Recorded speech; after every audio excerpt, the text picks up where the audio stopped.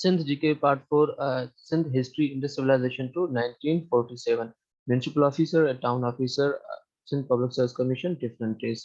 आज हम Sindh general knowledge की जो सीरीज हमारी चल रही है लेक्चर्स की उसमें सिंध की हिस्ट्री के हवाले से बात करेंगे। इंडस सिविलाइजेशन से लेके आज तक उसमें इंडस सिविलाइजेशन से लेके 1947 तक जब पाकिस्तान इंडिपेंडेंस हुआ तो तब तक हम सिंध की हिस्ट्री ब्रीफ जो है ना वो अब डिस्कस करेंगे। सिंध पब्लिक सर्विस कमीशन की डिफरेंट टेस्टों के हवाले से बहुत इंपॉर्टेंट है। काइंडली वीडियो को लास्ट तक देखना। और इसमें हमने पीडीएफ पीडीएफ भी हमने दी है। वो पीडीएफ भी आपको जो है ना बीच में मैं आपको पासवर्ड बता दूंगा पीडीएफ डाउनलोड करने के लिए, तो वो आप डाउनलोड कर लेना। लेकिन आप पीडीएफ जस्ट आपके पास पीडीएफ आ गया ये इसमें अच्छी बात है, लेकिन आप पीडीएफ के जब आप यहाँ पे लेक्चर सुनेंगे तो इसमें बहुत सी ऐसी चीजें होती है जो यहाँ पे पीडीएफ में रिटर्न नहीं होती, लेकिन मैं वर्बली आपको बताता हूँ, तो वीडियो को एंड तक जरूर देखिएगा। ओके, चलते हैं हम सिंध के हवाले से। इंडस वैली सिविलाइजेशन ये 3000 टू 1500 बीसी बिफोर सेंचुरी है इसकी सिविलाइजेशन है। और बहुत इस पे जो ना पीस प्रॉस्पेरिटी थी सिंध में। और सिंध जो ना नेचुरल रिसोर्सेज के हवाले से बहुत रिच था, और आज भी बहुत जो ना वो रिच है सिंध नेचुरल रिसोर्सेज के हवाले से। और यही मेन वजह थी कि यहाँ के लोग बहुत खुशहाल थे। बहुत वेल प्लान्ड जो ना वो सिविलाइजेशन सिटी थी, जिसके आज तक जो ना वो आप रूम्स देख सकते हैं। जब आप मोहनजोदाड़ो आप विजिट करेंगे तो आप देख सकते हैं वहाँ पे जो म्यूजियम में चीज़ें रखी गई हैं वो आप वहाँ पे देखेंगे तो आपको पता चल जाएगा। वो बहुत सिविलाइज नेशन थी, और इसकी मेसोपोटामिया इराक ईरान के साथ ट्रेड लिंक्स थे। तो बहुत खुशहाल जिंदगी गुजरती थी यहाँ पे, और यही एक वजह थी कि सिंध पे बहुत ज़्यादा जो ना वो अटैक्स हुए, हमले हुए। वो ब्रीफ हिस्ट्री में मैं आपको आगे बताऊंगा कि कितने एम्पायर्स ने थ्रू आउट वर्ल्ड जो है ना सिंध पे अटैक किए हैं। और इंडस सिविलाइजेशन थी इसमें बॉयल प्लांट सिटी थी इसमें, और इसमें इंडस सिविलाइजेशन के हवाले से जो मुख्तलिफ एमसीक्यूज होते हैं वो एमसीक्यूज मैं आपको सिंध की जो दूसरी वीडियो है वहाँ पे जब एमसीक्यूज किए हैं तो वहाँ पे मैं आपको बता दूंगा। ओके, नेक्स्ट चलते हैं। Arya ruler over Sindh. आर्या जो समाज था, आर्या ने सिंध पे रूल किया। सिंधवास का सप्त सिंधु, सिंध को सप्त सिंधु बोला जाता था। मीन्स लैंड ऑफ 7 रिवर्स, 7 दरिया की जो river. Arya came from central Asia and Serbia. ये सेंट्रल एशिया एंड सर्बिया से आर्य आए थे, और यहाँ पे उन्होंने हुकूमत की थी सिंध पे। और सिंध को सब सिंधु बोला जाता था, जिसका मतलब था 7 रिवर्स। और ये आर्य जो है सेंट्रल एशिया एंड सर्बिया से आए हुए थे। कि Dara Azam of Iran try to capture Sindh by his commander Skylax in 325 BC. 325 BC में जो है Dara Azam of Iran, Iran के दारा आजम ने भी कोशिश की थी सिंध को कैप्चर करने की। उसका कमांडर जो स्काईलेक्स था उसने सिंध पे अटैक किया था। Next Alexander the great, Alexander Sikandar Azam ने भी सिंध पे जो ना वो हमले किए थे। ग्रेट आजम नेक्स्ट सिंध इन 326 बीसी। 326 बीसी में जो ना सिकंदर आजम ने यहाँ पे हमला किया था सिंध पे, और डिफीट किया था राजा पोरस को नियर झीलम। देखिए सिंध अभी जो आपको नक्शा सिंध का आपके पास है, या आप अभी जो सिंध देख रहे हैं ये इतनी सिंध नहीं थी। पहले जो सिंध ये मकरान बलूचिस्तान से सिंध शुरू होती थी और मुल्तान तक सिंध होती थी। तो ये झेलम के करीब जो ना राजा पोरस एक बादशाह था, उसके साथ जो ना ये अलेक्जेंडर ने लड़ाई की थी। 326 में उन्होंने हमला किया था। After 2 years of Alexander rule, Alexander का 2 साल यहाँ पे हुकूमत रही। Maurya came to Sindh and built their empire over Sindh. They spread Buddhism religion. Famous ruler was Ashoka. Ashoka का नाम आपने बहुत सुना होगा, मूवीज में रामोस में भी और हिस्ट्री में भी आपने अशोका का नाम सुना होगा। अशोका ने बहुत जो ना बुद्धिज्म रिलीजन को थ्रू आउट जो ना सिंध यहाँ पे स्प्रेड किया था। अब यहाँ पे सिंध आप बोलेंगे कि अशोका तो जो ना वो पंजाब में था, लेकिन उस वक्त पंजाब जो थी ना वो भी आधी पंजाब सारी सिंध में थी। मैंने आपको पहले ही बताया कि मकरान कोस्टल से, मकरान बलूचिस्तान से लेके मुल्तान तक सारी जो है ये सिंध थी। नेक्स्ट चलते हैं। राय खानदान 500 एडी में आए। राय सगासी रूल। अब आर्यास मौर्यास के बाद जो है ना ये अशोका के बाद फिर राय खानदान जो ना वहाँ पे हुकूमत जो है सिंध पे बनाई। और राय सगासी जो ना वो रूलर था राय खानदान का। और चच जो ब्राह्मण था वाज कमांडर ऑफ राय सगासी। राय सगासी का जो कमांडर था चच जो ब्राह्मण था। आफ्टर द डेथ ऑफ राय सगासी चच मैरिड विथ हिज वाइफ। चच ने जो ना उसकी राय सगासी की घरवाली से ही शादी कर ली and became ruler of Sindh. और सिंध के बादशाह हो गए। At that time capital of Sindh was Alor. Aror near Rohri, Rohri के करीब अरोड़ एक छोटा शहर है। अभी तक उसके बीच में जो ना पहाड़ी हैं और दीवानों के वहां पे मंदिर वगैरह हैं। तो जो ना वो उसमें वहाँ पे कैपिटल था सिंध का अरोड़ में, और चच जो ना वो जिसमें चच नामा भी आपने सुना होगा कि ये सिंध का बुक है। और एसपीएससी की टेस्ट में ये क्वेश्चन भी आया था कि चच नामा जो ना ओरिजिनली कौन सी लैंग्वेज में लिखा हुआ था। तो चच नामा ओरिजिनली जो ना वो अरबिक में लिखा हुआ था, फिर बाद में जो ना उन्होंने दूसरी लैंग्वेज भी उन्होंने ट्रांसलेट किया। आफ्टर द डेथ ऑफ चच, चच के मरने के बाद फिर चंदर था, चच का ब्रदर था, ब्रदर ऑफ चच बिकेम रूलर। चच के बाद जो है ना वो फिर चच का दूसरा भाई था चंदर जिसका नाम था, उसने वो जो ना रूलर बना, हुक्मरान बना था सिंध का। आफ्टर चंदर, चंदर के बाद जो ना Raja Dahir spread as a ruler of Sindh. तो चंदर के बाद जो ना वो चच का इसमें भाई था चंदर, चंदर ने जो ना वो यहाँ पे रूल किया, बादशाह बना सिंध का। फिर चंदर के बाद फिर राजा दाहिर जो है अपीयर हुआ as ruler of Sindh. Badel tried to annex Sindh but defeated by Rai Singh.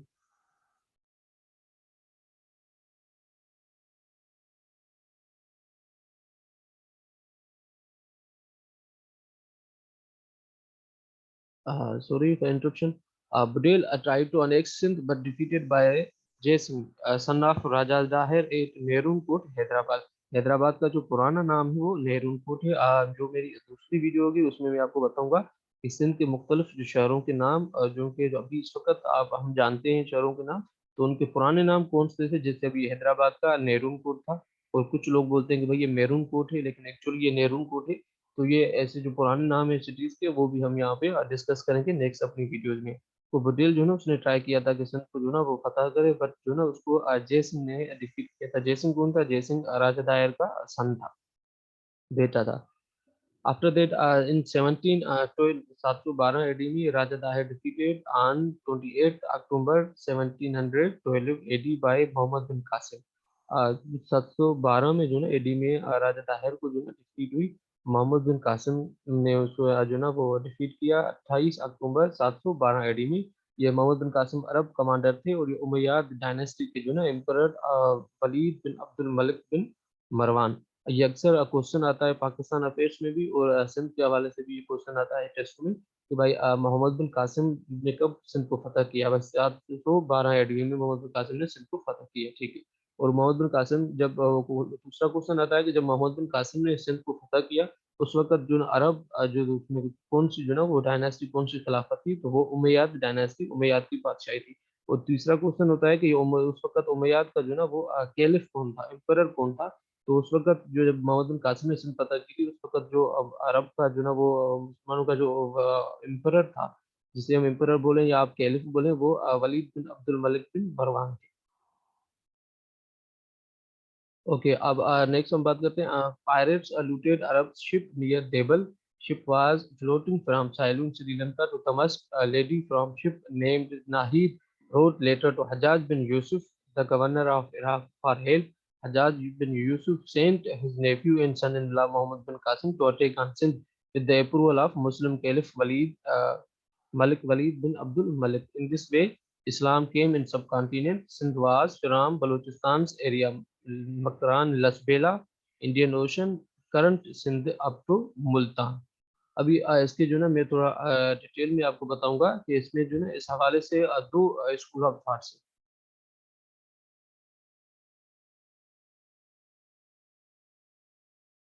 इस हवाले से दो स्कूल ऑफ थॉट्स हैं। एक जो हमारे जो कुछ सिंधी जो ना बंदे हैं, वो सिंधी लोग बोलते हैं कि भाई सिंध जो ना वो नेचुरल रिसोर्सेज के हवाले से बहुत फुल था, और अरब की जो ना इन पे नजर थी कि किस तरीके से जो ना तो अरबों ने जो ना लूटने के लिए सिंध पे हमला किया था मोहम्मद बिन कासिम ने, और सिंध को बहुत लूटा था। और यहाँ से बहुत से जो ना वो तवाइफ और जो ना दूसरी चीजें जो ना उसने वापस भेज दी थी अरब को। अब पाकिस्तान अफेयर्स की हिस्ट्री के मुताबिक यहाँ पर जैसे हमें टेस्ट में पास करनी है, टेस्ट में पास करने के लिए जो ना ऑन रिकॉर्ड डेटा हमारे पास मौजूद है, यहाँ जो पाकिस्तान अफेयर्स के हवाले से या सिंध के हवाले से जो ऑफिशियल वो है, वो ऑफिशियल ये जो ना स्टोरी बताई जाती है कि भाई उस वक्त श्रीलंका में कुछ मुसलमान जो ना वो पहले ट्रेड करने जाते थे इलाकों से दूसरे कंट्रीज में। तो ट्रेड करने जाते थे तो वो उस वक्त तो इतनी वो ट्रेवल की जो ना फैसिलिटीज नहीं होती, जहाज वगैरह नहीं होते थे। तो उस वक्त फिर वो कहीं कहीं पे भी ट्रेवल करने जाते थे या कारोबार करने जाते थे, तो वो फैमिलीज के साथ चले जाते थे। तो उस वक्त जो ये स्टोरी बताई जाती है कि भाई श्रीलंका में मुसलमानों का एक ग्रुप था, वहाँ पे वो ट्रेड करता था। फिर एक टाइम ऐसा आया कि उनके जो ना वो मेल मेंबर्स थे जो थे फैमिलीज के, वो फिर इंतकाल कर गए। तो उनके पास फिर जो ना सिर्फ लेडीज वहाँ पे रह गई और बच्चे रह गए थे। तो फिर वहाँ पे उस वक्त जो ना श्रीलंका का जो बादशाह था, श्रीलंका का पुराना नाम सेलूनी। तो श्रीलंका के बादशाह ने जो ना वो सारी जो भी उनकी मुसलमानों की लेडीज थी और बच्चे थे, उनको जो ना एक बड़े जहाज में बिठा के और उसके साथ बहुत तवाइफ और जो ना तुमसे उनके साथ दे के उन्होंने जो ना दमिश्क भेज दिया, क्योंकि मुसलमानों की जो उमैयाद कैलिफेट जो थी उसका जो कैपिटल था वो दमिश्क में था। वलीद बिन अब्दुल मलिक था। तो वहां पे जो ना उनको भेज दिया। तो वो जहाज जो था वो इंडियन ओशन से यहाँ से जो अभी इस वक्त हमारा पाकिस्तान है यहाँ से गुजर रहा था। तो यहाँ पे कुछ पायरेट्स थे, मतलब डाकूज थे, जो समुद्र से हम समुद्री लुटेरे बोलते हैं। तो उन्होंने जो ना वो शिप को जो ना लूट लिया। जब उन्होंने शिप को लूट लिया तो वहां पे शिप पे एक लेडी थी जिसका नाम जो ना अक्सर कभी कभी टेस्टों में पूछा जाता है कि भाई उस शिप में कौन सी लेडी ने जो ना वो हज्जाज बिन यूसुफ को लेटर लिखा था। तो वो शिप का जो लेडी थी उसका नाहिद नाम था। उसने फिर हज्जाज बिन यूसुफ उस वक्त जो ना गवर्नर थे इराक के। तो गवर्नर इराक में हज्जाज बिन यूसुफ को उसने लेटर लिखा और उसमें सारी सूरत हाल बताई कि हमारे साथ ये वाक़या हो गया है, हमें लूट किया गया है, काइंडली हमारी हेल्प करें। तो फिर हज्जाज बिन यूसुफ ने जो ना राजा दाहिर को जो ना लेटर्स लिखे थे कि भाई आपके यहाँ आपके इलाके में आपके इलाके से गुजरते हुए हमारे शिप को जो ना ये पायरेट्स ने लूटा है। तो काइंडली ये हमें जो ना पायरेट्स को अपने कब्जे में लाएं, तो पायरेट्स को गिरफ्तार करके वो पायरेट्स भी हमें भेजें। और साथ में जो भी हमारा सामान वगैरह था, शिप थी, जो भी बच्चे थे, लेडीज थी, उनको भी हमें भेज दिया जाए हमारे यहाँ दमिश्क। तो फिर जो राजा दाहिर ने उन्हें रिप्लाई दी थी कि भाई जो पायरेट्स हैं वो हमारे कंट्रोल में नहीं है। तो अब हमारे कंट्रोल में नहीं है, लिहाजा हम इस हवाले से आपकी कोई भी मदद नहीं कर सकते।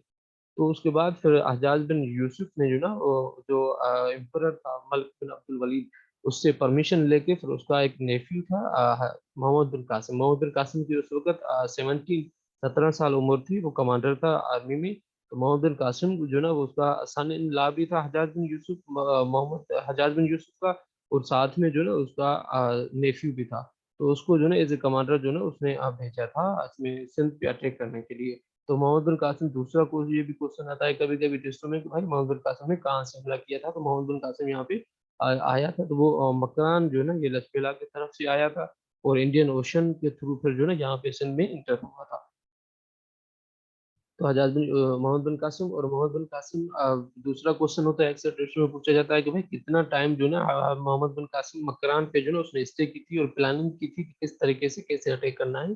तो वो 30 डेज का टाइम ड्यूरेशन बताया जा रहा है कि 30 डेज जो ना मोहम्मद बिन कासिम ने मकरान में स्टे की थी। उसके बाद फिर जो ना उसने सारी प्लानिंग करके और जो ना स्पाइस के जरिए सारी चीजें देख के प्लानिंग करके उसके बाद फिर सिंध पे अटैक किया था। और जो ना ऊपर मैंने आपको बताया कि 28 अक्टूबर 1712 में जो ना उसने राजा दाहिर को डिफीट किया था।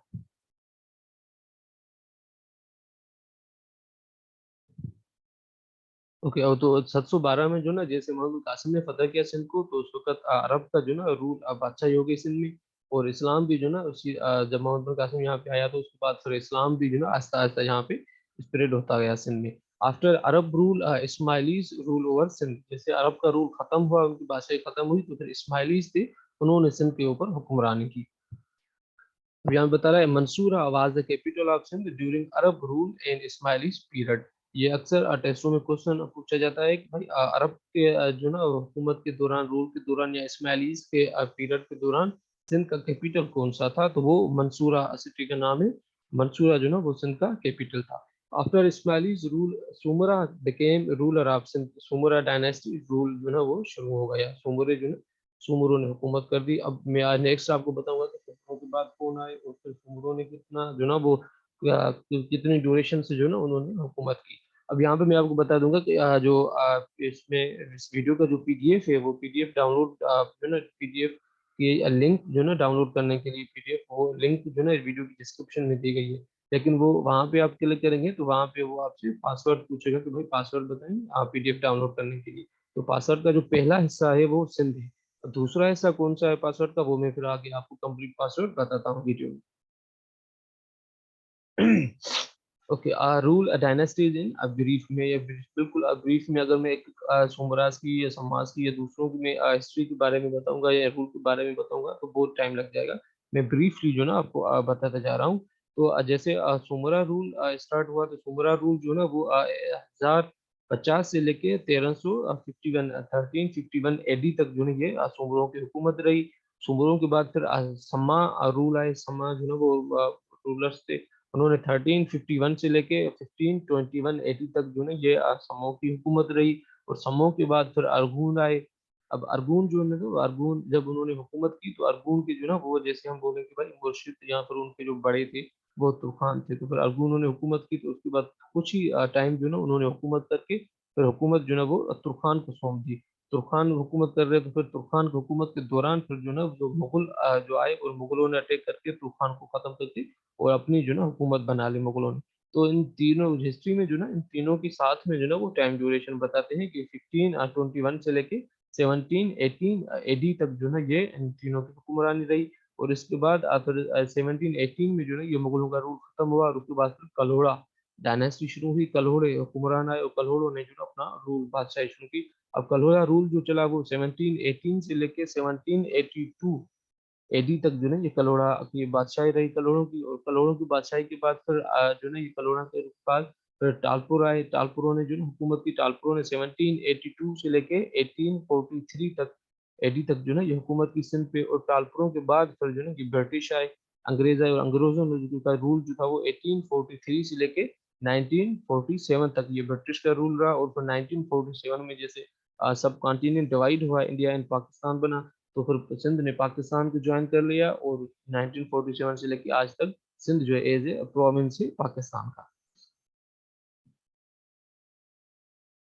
अब नेक्स्ट थोड़ा मैं इसमें बात करूंगा टेस्टों के हवाले से क्वेश्चंस आते हैं, तो इस हवाले से थोड़ा ब्रीफ में आपको बताऊंगा। जो सुमरा रूल, सुमरा की बादशाही थी, तो फर्स्ट रूलर जो था सुमरों का वो सुमर खान सुमरो थे। एंड लास्ट रूलर जो थे वो हुमैर सुमरो थे। टोटल 21 रूलर्स बादशाह रहे थे सुमरों के दौरे हुकूमत में। ये जो ना, तो कभी कभी क्वेश्चन लास्ट टाइम टेस्ट में एसपीएससी वालों ने पूछा था कि लास्ट रूलर जो है ना वो सुमरों का कौन सा था, वो हुमैर सुमरो है। और जो फर्स्ट रूलर है वो सुमर खान सुमरो था। टोटल 21 रूलर थे सुमरो डायनेस्टी में। और जो कैपिटल था Sindh, capital of Sindh was initially Umarpur, then shifted to Alor Arora. उसमें सुमरों ने जब हुकूमत संभाली, तो सुमरों ने इनिशियली जो ना कैपिटल उमरकोट को रखा था, उसके बाद फिर कैपिटल शिफ्ट किया था। तो कैपिटल को जो हम बोलते हैं कि भाई आगादी का जो ना वो शहर, जैसे अभी हमारा कैपिटल इस्लामाबाद है, और सिंध का कैपिटल कराची है। तो उमरकोट था, उसके बाद फिर उमरकोट से शिफ्ट करके अरोड़, जो मैंने आपको पहले बताया शहर के करीब है, तो वहां पे जो ना इन्होंने सुमरों ने कैपिटल शिफ्ट कर दिया सिंध का। उसके बाद फिर इन 1026 एडी जो ना 1026 में एडी में महमूद गजनवी अटैक जो ना उन्होंने सिंध पे अटैक किया। इन 1032 एंड 1040 महमूद मोहम्मद गौरी अटैक्स जो ना ये सिंध पे 1026 एडी में महमूद गजनवी ने अटैक की सिंध पे। और उसके बाद फिर 1032 1040 एडी में मोहम्मद गौरी ने अटैक किया सिंध पे। अब महमूद गजनवी कौन थे, और मोहम्मद गौरी कौन थे, ये पाकिस्तान हिस्ट्री में जो है ये बहुत बड़ी पर्सनैलिटीज है और बहुत बड़ा इनका नाम है। ये पाकिस्तान हिस्ट्री की जो मैं लेक्चर्स यहाँ पे रखूंगा बनाऊंगा, तो उनमें फिर मैं जिक्र करूंगा महमूद गजनवी का और मोहम्मद गौरी का। ओके, उसके बाद फिर इन 1226 अलाउद्दीन खिलजी अटैक, अलाउद्दीन खिलजी ने अटैक किया सिंध पे 1226 में। और उस अटैक दो दो इन चनेसर सुमरो भर किल, दो दो इन चनेसर सुमरो जो ना ये इसमें मर गए थे अलाउद्दीन खिलजी के अटैक में। और दो दो चनेसर जो ना ये दो दो ने जो ना, तो चनेसर ने जो ना वो गद्दारी की थी इसमें, इसके साथ अलाउद्दीन खिलजी के साथ मिलके। और दो से जिसका ये छोटा दो इसका छोटा भाई था, लेकिन दो जो ना इनके बाप के बाद दो ने जो ना वो सल्तनत संभाली थी। चनेसर को जो ना रह गया था अपने वो किरदारों की वजह से। तो इस वजह से फिर चनेसर ने गद्दारी की थी, हुकूमत हासिल करने के लिए अलाउद्दीन खिलजी के साथ मिलकर दो पे अटैक करवाया था। तो ये फिर एट द एंड रिजल्ट ये निकला उसमें वार था कि ये दो भी शहीद हो गए और चनेसर भी मारे गए।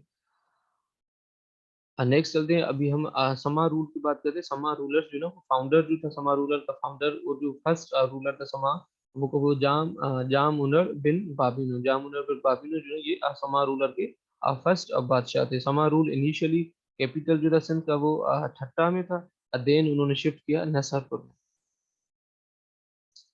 नेक्स्ट चलते हैं Alauddin Khilji on Alauddin attack on Sindh and arrested Jam Tamachi led him to Delhi. अब ये समा के रूल में अलाउद्दीन का फिर से अटैक हुआ सिंध पे, और उसने जो ना ये जाम तमाची ये जो है ये सिंधी लिटरेचर में बहुत बड़ी पर्सनैलिटी है, जो यानी जो सिंधी लिटरेचर के हैं तो वो अच्छे तरीके से जानते हैं कि ये जाम तमाची कौन थी।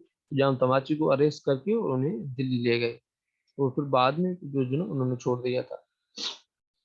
अब नेक्स्ट चलते हैं हम इन 1361, 1361 में Mohammad Shah Tughlaq attack on Sindh and Feroz Shah Tughlaq in 1362। ये 1361 में एडी में जो मोहम्मद शाह तुगलक ने अटैक किया था सिंध पे, और उसके बाद फिर फेरोज शाह तुगलक ने भी अटैक किया था 1362 में सिंध पे। नेक्स्ट हम बात करते हैं इब्ने बतूता केम इन सिंध ड्यूरिंग समा रूल इन 1434। इब्ने बतूता ये बहुत बड़े स्कॉलर हैं साइंस की फील्ड में। इब्ने बतूता समा के रूल में जो समा के दौर में सिंध में आए थे 1434 में। Mirza Shah Beg Arghun of Kandahar attack on Sindh in 1521। ये अरगून के थे मिर्जा शाह बेग, उन्होंने भी ये उसमें कंधार से आए थे, और इन्होंने भी जो ना अटैक किया था सिंध पे 1521 कि अर्गुन रूल, और उसके अटैक के बाद फिर जो ना ये अर्गुन का रूल शुरू हो गया, और capital of Sindh was Thatta in the official language was Persian. तो अर्गुन के रूल्स में जो ना ये सिंध का कैपिटल वो ठट्टा था, और ऑफिशियल लैंग्वेज जो थी वो पर्शियन थी। और अर्गुन अर्गुन ने फिर जो ना वो तूफान को हुकूमत दी थी। तूफान उनके जो ना वो मुर्शिद थे, बड़े थे। अब यहाँ पे in 1541 to 1545 Humayun son of Babur came to Sindh in Umarkot after attack of Sher Shah Suri's इन दिल्ली। अब देखें, अब वहाँ पे जो अब मैं आपको जब पाकिस्तान की हिस्ट्री के बारे में बताऊंगा, तो पाकिस्तान की हिस्ट्री ऐसे है कि वो इंडस सिविलाइजेशन से लेकर फिर जो है, महमूद गजनवी का किरदार आता है, फिर महमूद गौरी का किरदार आता है। उसके बाद फिर गौरी का एक गुलाम होता है, इसलिए होता है कुतुबुद्दीन ऐबक। कुतुबुद्दीन ऐबक का किरदार आता है, उसने फिर जो ना उसने एक डायनेस्टी जो ना वो क्रिएट करता है सब कॉन्टिनेंट में, इंडिया और पाकिस्तान जो अभी हम बोल रहे हैं। तो उसमें फिर वो जो ना दिल्ली सल्तनत कायम होती है। फिर दिल्ली सल्तनत में मुख्तलिफ डायनेस्टीज आती हैं 5, और फिर दिल्ली सल्तनत 5 डायनेस्टीज के बाद फिर मुगल रूल शुरू होता है। तो मुगल रूल शुरू हुआ था वो बाबर से शुरू हुआ था। तो ये सारी जो भी हिस्ट्री है वो मैं आपको जो पाकिस्तान हिस्ट्री के जो ना वो लेक्चर्स हैं उनमें जो ना मैं आपको बताऊंगा। यहाँ मैं इतना बताऊंगा कि बाबर के बाद बाबर का बेटा था हुमायूं। तो हुमायूं ने जो है वो तख्त संभाला था इंडिया पे, जो है वो हुकूमत कर रहा था मुगल की। मुगल दौर था। फिर हुमायूं को जो है 1541 से लेके 1545 तक, ये बीच में जो ना हुमायूं का जो हुकूमत पे जो ना ये शेर शाह सूरी, जिसका ओरिजिनल नाम फरीद खान था, उसने अटैक किया था और हुमायूं से तख्त जो है छीन लिया था। तो हुमायूं फिर जो ना वो अपनी बीवी और बच्चों के साथ जो ना वो वहां से स्किप हो गया था इंडिया से, और इराक चला गया था। ये आई थिंक इराक या फिर ईरान जो ना वहाँ पे वो चला गया था, वापस चला गया था। उसके बाद फिर जब हुमायूं ने उनसे सपोर्ट लेके बाद में अटैक किया, और शेरशाह सूरी जब इंतकाल कर गए थे उसके, फिर शेरशाह सूरी का बेटा आया था। फिर उसके शेरशाह सूरी के बेटे से जो ना वो शेरशाह सूरी के जो भाई था, मतलब उसका अंकल जो था, उसने गद्दारी की थी, और फिर तख्त पे जो ना वो लड़ाई की थी, तो हुकूमत कमजोर हो गई। तो फिर शेरशाह सूरी वापस आके अटैक करके और फिर अपनी सल्तनत जो ना वो संभाली थी। तो इस दौरान जब हुमायूं दिल्ली से जब वो शेरशाह सूरी ने वहां का अटैक करके कब्जा कर लिया, तो हुमायूं जो ना वहां से स्किप होके ईरान जब जा रहा था, तो वो यहाँ से सिंध से गुजर रहा था। जब वो उमरकोट में उसने स्टे की थी, तो उस वक्त उमरकोट में जो ना ये हुमायूं को बेटा पैदा हुआ था जिसका नाम अकबर था, अकबर द ग्रेट, जो बाद में बादशाह बना, और उसकी बहुत बड़ी हिस्ट्री है। नेक्स्ट हम बात करते हैं in 1542 Akbar the great born in Umarkot Sindh. जो अकबर था वो उमरकोट सिंध में पैदा हुए थे। इन 1554 मिर्जा ईसा तुर्खान स्टार्टेड तुर्खान रूल। अब जैसे अब ये अब पहले यहाँ पे जो ना वो उनका रूल चल रहा था, अरकून का रूल चल रहा था। फिर 1554 में जो ना ये मिर्जा ईसा के नाम से तुर्खान था, उसने जो ना वो हुकूमत शुरू कर दी इसमें सिंध में। तो password to download PDF part 1 जो है वो सिंध है। मैंने पहले भी बताया, इसका कंप्लीट पासवर्ड मैं फिर आगे आपको बताता हूँ। इन 1589 मिर्जा अब्दुल रहीम खान खानान कमांडर ऑफ अकबर, ये अकबर जो है ग्रेट अकबर जो मुगल थे उसकी बात कर रहे हैं, raided on Sindh and Mughal rule came into being. अब ये 1589 में मिर्जा अब्दुल रहीम खान खानान जो ये कमांडर थे अकबर के, उन्होंने सिंध पे हमला किया था, और फिर तुर्खान को खत्म करके मुगल सल्तनत जो है कायम कर दी थी सिंध पे। Abu Fazal and Mulla Faizi were Sindhi from Sehwan Sharif scholars at Akbar's court in Delhi. अब ये जब आप अकबर की हिस्ट्री आप पढ़ेंगे इंडो पाक हिस्ट्री में या फिर पाकिस्तान हिस्ट्री में, तो वहाँ पे अबू फजल एंड मुल्ला फैजी थे, ये स्कॉलर्स हैं, मौलवी थे अकबर की कोर्ट में, और बड़ा इनके किरदार है। तो ये दोनों जो ना ये सेवन शरीफ से थे, सिंध से थे।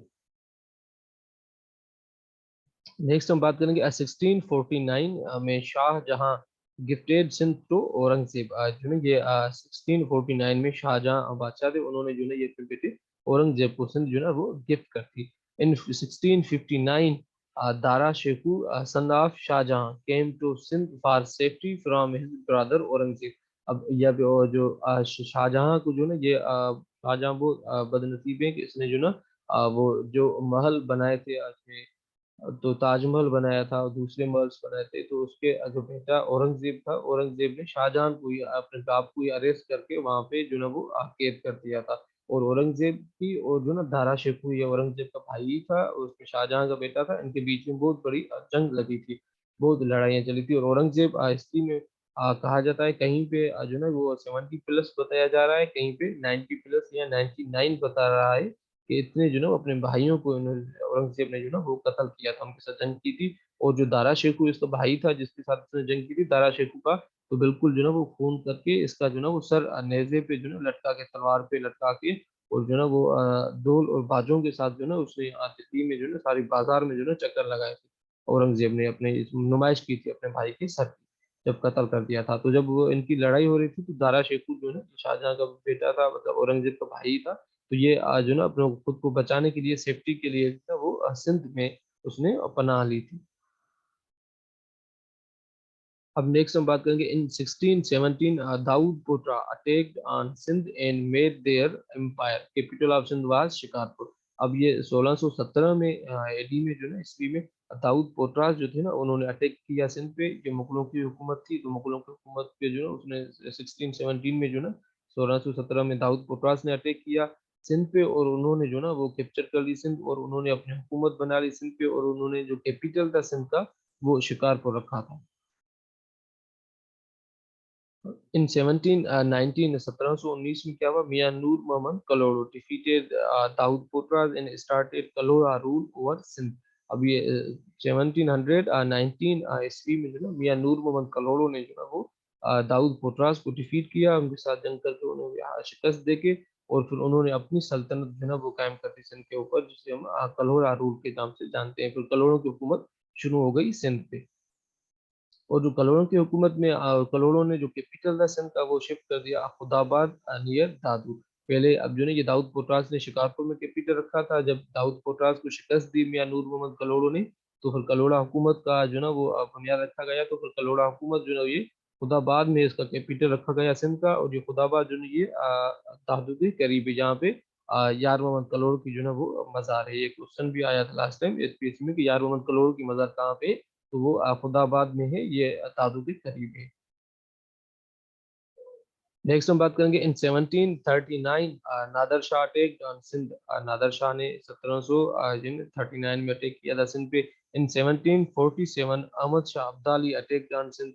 ये नादर शाह ने जो है ये 1739 में अटैक किया था सिंध पे, और बहुत लूट मार की थी, खूनरेजी की थी, और लूट के वापस चला गया। उसके बाद फिर 1747 में अगेन अहमद शाह अब्दाली ने अटैक किया था सिंध पे, और बहुत लूट मार करके वो वापस चला गया था। And then Mia Ghulam Shah Kaloro made Hyderabad the capital of Sindh in 1766. मियाँ गुलाम शाह कलोरो ने जो है 1766 में जो ना वो उसने सिंध का कैपिटल जो ना वो फतेहाबाद से हटा के हैदराबाद जो ना वो शिफ्ट कर लिया। अब नेक्स्ट बात करेंगे इन 1781 में क्या हुआ, मदद खान पठान बहुत जालिम बादशाह थे, उन्होंने अटैक किया सिंध पे, attack down Sindh. People spreaded slogan in Sindhi घल लड़े घल घोड़ाड़े घोड़ा। ये बहुत जो ना फेमस स्लोगन है। ये जो ना स्लोगन तब शुरू हुआ था जब मदद खान पठान ने सिंध पे अटैक किया था, सारी सिंध पे अटैक किया था। और उस वक्त जो बहुत से दूसरे बादशाहों ने भी अटैक किए हैं सिंध पे, लेकिन जितनी तबाही और खूनरेजी मदद खान पठान ने की सिंध में, इतनी खूनरेजी और तबाही जो ना किसी भी जो ना बादशाह ने सिंध में नहीं की थी। मदद खान पठान ने इतनी बड़ी तबाही की थी, हर तरफ खूनरेजी थी कि लोगों में इतना खौफ और हरास जो ना वो पकड़ गया था। तो लोगों में जो ना ये हर तरफ जो ना स्लोगन चल रहा था, हर तरफ ये आवाज आ रही थी, गलड़े गल घोड़ाड़े घोड़ा। तो बाद में कलोड़ास जनरल मीर फतेह अली खान तालपुर डिफीटेड मदद अली खान के बाद में जो है ये कलोड़ा का जो ना वो बादशाह मीर थे मीर फतेह अली खान तालपुर, उसने जो ना मदद अली खान को पठान को जो ना वो शिकस्त दी थी सिंध में और वापस भेज दिया। देन टालपुर रूल जो है स्टार्ट हुआ जब मदद अली खान ने उसे शिकस्त दी में पठान को। तो फिर जो है टालपुर रूल शुरू हुआ था, टालपुरों की हुकूमत शुरू हुई सिंध पे। तो टालपुरों ने क्या किया, दे स्प्लिट सिंध इनटू 7 पार्ट्स। टालपुरों ने जो है सिंध को 7 हिस्सों में तकसीम कर दिया। अब तकसीम करके और जो ना उसके ऊपर रूल किया। जैसे जो मीर फतेह अली खान टालपुर थे उसने जो ना ये कैपिटल हैदराबाद था और got 4 parts out of 7। Mir Fateh Ali Khan जो सिंध के 7 पार्ट्स करके कल टालपुरों ने हुकूमत की, उन 7 पार्ट में से 4 पार्ट्स जो ना वो मीर फतेह अली खान उनका बादशाह था।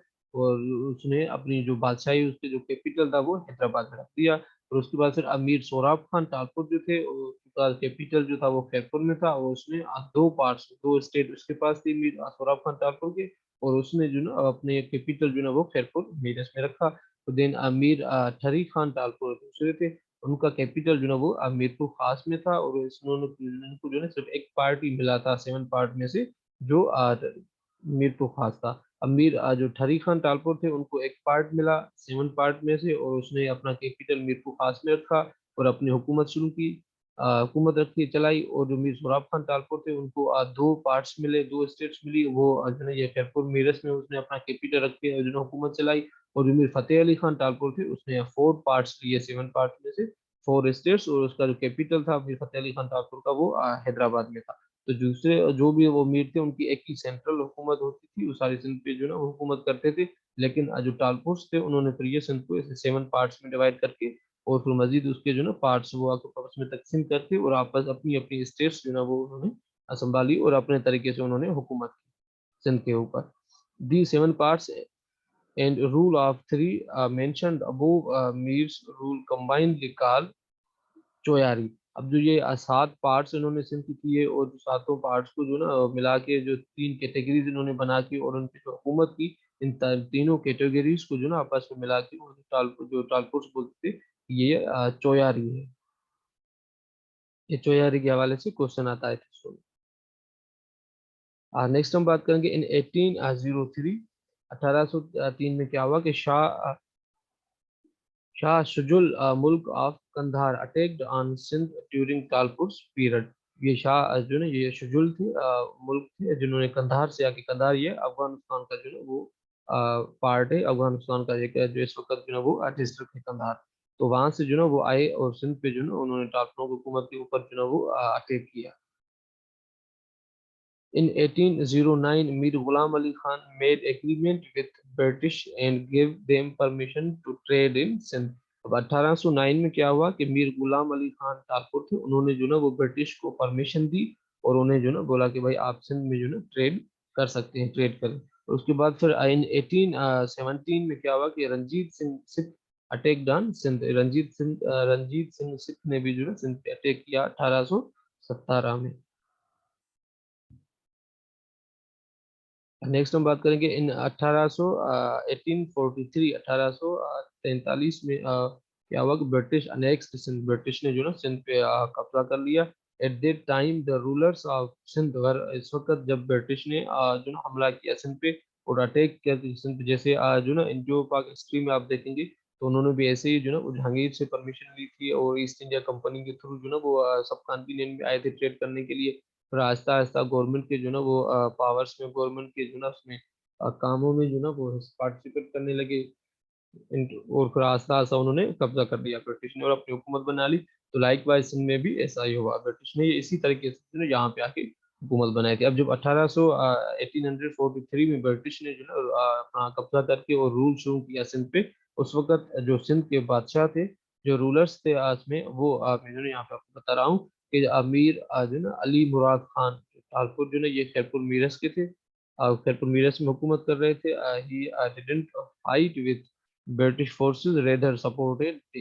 अब जो मीर अली मुराद खान टालपुर थे ये गद्दार निकले थे, इन्होंने ब्रिटिश को कोई रेजिस्टेंस नहीं दी, रेजिस्टेंस देनी तो अपनी जगह पर उन्होंने जो ना ब्रिटिश के अपनों के साथ गद्दारी करके और ब्रिटिश के साथ मिल गई और उनको फुल सपोर्ट दी और उनको जो ना रास्ते दिखाए कि किस तरीके से कैसे मेरी स्टेट तो आपके हवाले है, जो दूसरी स्टेट मीर को खास वाली और जो हैदराबाद वाली थी वो किस तरीके से आप कैप्चर कर सकते हैं।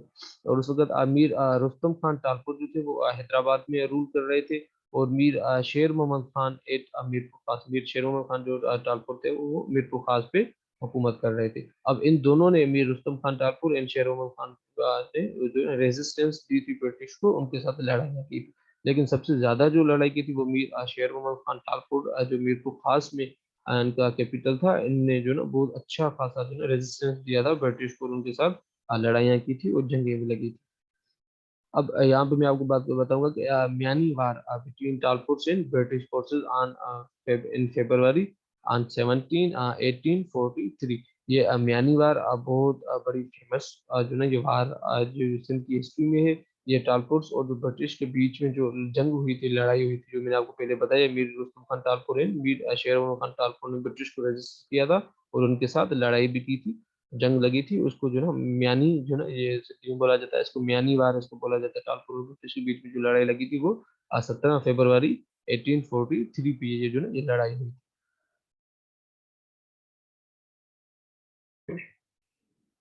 और उसके बाद दुब्बी वार जो है जिसको हम सिंधी में बोलते हैं दुब्बेवारी जंग। दुब्बेवारी जंग, ये दुब्बी वार जो है ये भी टालपुर और जो है ब्रिटिश के बीच में लगी थी। और उसके बाद जो टालपुर के जो कमांडर थे जनरल होश मोहम्मद शीदी, जनरल होश मोहम्मद शीदी जो है ये मीर खास में जो शेर मोहम्मद टालपुर साहब थे उनका जो है ये कमांडर था होश मोहम्मद शीदी। इसने बहुत जो है अ, अच्छे तरीके से बहुत बहादुरी से जो है ब्रिटिश के साथ जंग लड़ी थी और बहुत जो है ना इसने नाम कमाया था और अच्छी खासी रेजिस्टेंस दी थी ब्रिटिश को। और ये होशुमत शीदी जो ना इसने स्लोगन स्टार्ट किया था सिंधी में कि मरसू मरसू पर सिंध न देसू। तो आज तक जो सिंधी में जो गाना चलते हैं आप परवीन और मुख्तलिफ दूसरे सिंगर्स भी जो ना ये गाना गाया है कि मरवेसू पर सिंध न देसू। तो ये मरसू मरसू पर सिंध न देसू, ये एक्चुअली जो ना ये जो स्लोगन है ये होश मोहम्मद जनरल होश मोहम्मद शीदी ने जो ना ये स्लोगन स्टार्ट किया था। और बहुत जो ना वो लड़ाई की थी, जंग लगी थी, ये दुबेवार जो ना ये दुबेवारी जंग, तो ब्रिटिश के साथ बहुत जो है ये लड़ाई हुई थी जंग, लेकिन एट द एंड ये भी शहीद हो गए। अब ब्रिटिश का जो ना वो रूल शुरू हो गया 1843 में इसमें सिंध पे। तो sir Charles Napier made victory over Talpur and is arrested Talpur Mirs to Calcutta from 1843 to 1863। अब जो ब्रिटिश ने जब हुकूमत बना ली यहाँ पे और वो कब्जा कर लिया, टालपुर को डिफीट हो गई, तो यहाँ पे जो उनके जो फर्स्ट जो वाइसराय थे यहाँ पर कमिश्नर सॉरी यहाँ पे वाइसराय बाय मिस्टेक, जो कमिश्नर थे जो ना ये इसमें सिंध के, वो सर चार्ल्स नेपियर थे फर्स्ट। और उन्होंने जो है टालपुर से जो भी मीर थे जो शहीद हो गए, जो बच गए उन सबको अरेस्ट करके कलकत्ता भेज दिया। तो ये आप देख रहे हैं an extensive guide for SPSC, ये most authentic and most reliable guide है हमारी एसपीएससी की टेस्टों के हवाले से, इवन ओसीएसएस के एनपीटी स्क्रीनिंग टेस्ट। और दूसरी जो ना फेडरल पब्लिक सर्विस कमीशन की जो assistant director IB assistant director FIA की टेस्टें होंगी और इंस्पेक्टर इन्वेस्टिगेशन की टेस्टें होंगी। यहाँ पर जो एसटीएस आईबीए की बीपीएस 5 टू बीपीएस 15 टेस्ट होंगी, उसके हवाले से ये हमारी बुक है। ये बहुत मोस्ट ऑथेंटिक जो है ये गाइड है। और जो ये सिंधी सारी जो मैं ये दूसरी जो मेरी वीडियोस है यहाँ पर जो अभी ये हिस्ट्री जो सिंध की मैं बता रहा हूँ, ये सारी जो ना ये मैंने इसी बुक से उठाई है, जो मैंने ये बुक कंपाइल किया है। तो ये बुक आप जो है ना वो परचेज कर सकते हैं या ले सकते हैं बाय कॉन्टेक्टिंग 0313 035545। ये नंबर है, इस पे आप कॉल करके या फिर व्हाट्सएप पे, हमारा ऑफिशियल व्हाट्सएप बना हुआ है इस नंबर पे, आप इस नंबर पे व्हाट्सएप करके बुक परचेज कर सकते हैं। अब नेक्स्ट हम बात करेंगे सर चार्ल्स की। Sir Charles Napier remain governor of Sindh from 1843 to 1847 तक सर चार्ल्स नेपियर रहे थे। In 1847 Sindh merge to Mumbai, Sindh जो है वो मुंबई से जो है मर्ज हो गई। New commissioner to Sindh was mister कर्णदाल अप टू 1850। अब यहाँ पहले जब सिंध को जो ना ब्रिटिश ने कब्जा कर लिया था, तो सिंध का गवर्नर थे जो सर चार्ल्स नेपियर थे, वो फर्स्ट गवर्नर थे सिंध के। और फिर उसके बाद फिर जब 1847 में सिंध को मुंबई के साथ मर्ज कर लिया गया, एक कर दिया गया, तो फिर सिंध का जो ना वो गवर्नर खत्म हो गया। फिर जो ना सिंध में कमिश्नर जो ना पोस्ट क्रिएट की गई जो कमिश्नर होता था वो सिंध का हेड होता था, वो सारे सिंध को हुकूमत करता था। तो फिर कमिश्नर जो जब मर्ज के बाद जब कमिश्नर जो बना सिंध का, वो सर पंगल बने थे अप टू 1850 1850 तक जो है ये सर परनगाल जो है ये कमिश्नर थे, सिंध के सेकंड कमिश्नर थे। मतलब ये फर्स्ट कमिश्नर थे जो सर चार्ल्स नेपियर तो गवर्नर थे, ये कमिश्नर थे। उसके बाद फिर सेकंड जो कमिश्नर था सिंध का वो सर बार्टल फेरियर बने थे। इन थर्ड जो है वो सर जॉन जेकब बने थे, जॉन जेकब, जिसके नाम से आज जैकोबाबाद डिस्ट्रिक्ट भी है यहाँ पे सिंध में। और जैकोबाबाद डिस्ट्रिक्ट में सर ये जॉन जेकब की मजार भी है वहाँ पे। और फिर जैकोबाबाद का पहले जो नाम था वो खानगढ़ था, फिर इसके जो है ना नाम से मंसूब करके तो खानगढ़ से चेंज करके जैकबाबाद जो है ये जॉन जेकब के नाम से जैकबाबाद जो है ना नाम रखा गया है इसका। जो कंप्लीट पासवर्ड है पीडीएफ डाउनलोड करने के लिए, पहले मैंने आपको सिंध बताया था, अब ये फुल जो पासवर्ड है वो सिंध मुझे साह में, सिंध मुझे साह में ये पासवर्ड है। ये पासवर्ड आप लगा के वीडियो की डिस्क्रिप्शन में लिंक दी गई है, वहां से आप ये डाउनलोड कर सकते हैं। अब हम बात करेंगे कि आगे की हरचंद राय जो है ये बंदे थे, इसने जो है हरचंद राय विशन दास ये raised voice to separate Sindh from Mumbai in all India Muslim League conference in Karachi December 1913 में।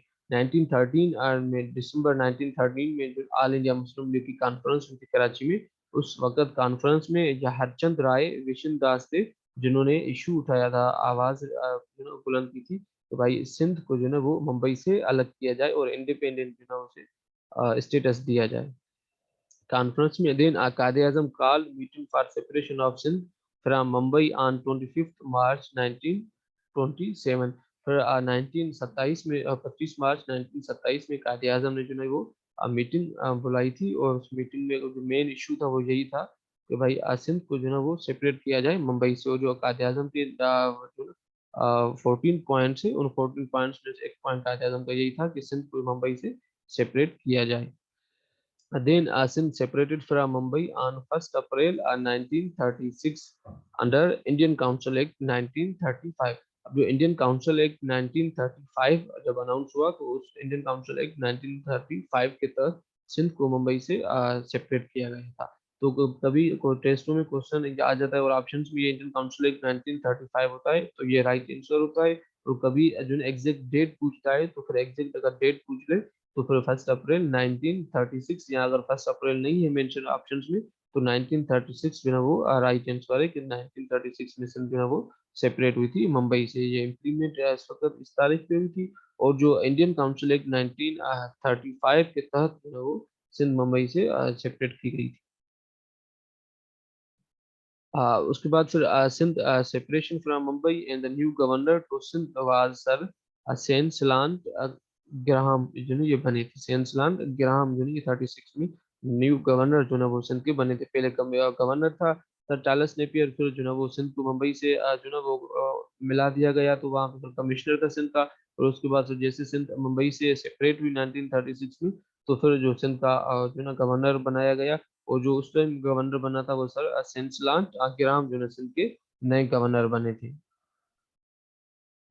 In starting period of British British काल सिंध न्यू इजिप्ट जो ना, जब स्टार्टिंग पीरियड था ब्रिटिश का जब उन्होंने 1843 में हुकूमत बनाई थी सिंध पे, तो ब्रिटिशर्स जो है ना वो सिंध को न्यू इजिप्ट बुलाते थे। और ब्रिटिशर्स जो ना सिंध में जो ब्रिटिशर के दौरान जो ऑफिशियल लैंग्वेज थी सिंध की वो सिंधी जो ना वो बनाई गई थी। और सिंधी अल्फाबेट भी ये ब्रिटिश के दौर में ही जो ना वो कंप्लीट हुई थी, बनाई गई थी। उसके बाद फिर 14 अगस्त 1947 पे जो Sindh join Pakistan as province. 14 अगस्त 1947 में जैसे पाकिस्तान इंडिपेंडेंस हुई, पाकिस्तान जो है ना ये मुल्क बना रियासत बनी, तो उस वक्त फिर जो है ना सिंध जो है वो एज ए प्रोविंस जो है ना उसने ज्वाइन कर लिया पाकिस्तान को। और जो कंप्लीट पीडीएफ जो है ना ये मैंने वीडियो में था वो मैंने आपको पहले ही बता दिया, ये जिंदाबाद ये नहीं है, ये जो ना ये सही यहाँ पे दूसरी ये वीडियो का यहाँ पासवर्ड है। जो पहले मैंने आपको बताया कि सिंध मुझे साह में पासवर्ड है इस वीडियो पीडीएफ इसका जो है ना वो डाउनलोड करने के लिए। और आप देख रहे हैं GK forum the house of knowledge and test preparation and it's me Mansoor मंसवाग। Thank you for watching. Kindly subscribe our channel and share with other colleagues friends and also bell icon को दबाएं जैसे हमारी नेक्स्ट वीडियोस जो भी हम बनाए वो आप तक पहुंचती रही।